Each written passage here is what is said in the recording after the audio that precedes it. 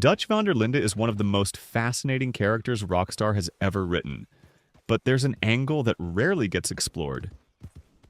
Dutch's obsession with performance, his need to be seen as a visionary, a philosopher, a leader, even when the reality of his actions is falling apart.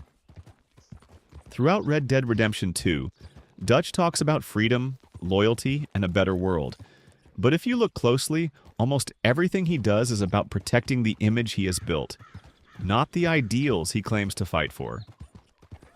You can see this in the way he speaks.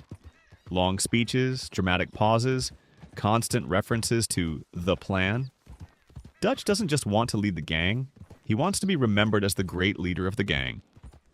One of the earliest signs of this is how defensive Dutch becomes whenever anyone challenges him.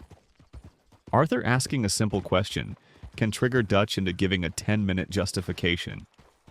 It's not because Dutch believes he's wrong, it's because he can't allow himself to look unsure. When Hosea starts quietly showing doubt, Dutch distances himself. When Arthur questions his decisions, Dutch attacks his loyalty. And when John tries to leave the criminal lifestyle behind, Dutch frames it as betrayal, not growth. Dutch's worldview requires him to always be the one with the last word, the final answer, the grand plan, even if that plan is crumbling in front of everyone. You can also track Dutch's unraveling through the way he changes his language.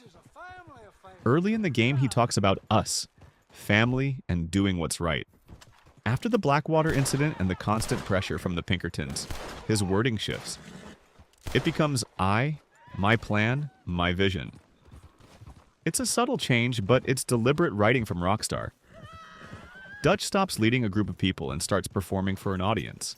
A shrinking audience, but one he desperately needs to impress. Micah feeds into this perfectly. He tells Dutch exactly what Dutch wants to hear. That he's brilliant, that he's in control, that everyone else is holding him back. Dutch isn't manipulated by Micah because he's weak. Dutch chooses Micah because Micah protects Dutch's ego.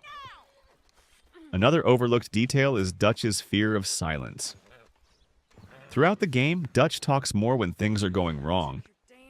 When morale is low, he gives speeches. When the gang questions him, he doubles down. When the plan falls apart, Dutch creates a bigger plan to distract everyone, including himself, from the fact that he doesn't actually have a solution. The move to Guarma is the perfect example. It's a ridiculous choice, impulsive and dangerous.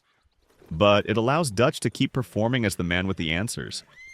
Even when he's completely out of options, Dutch acts like a playwright, rewriting the story as he goes.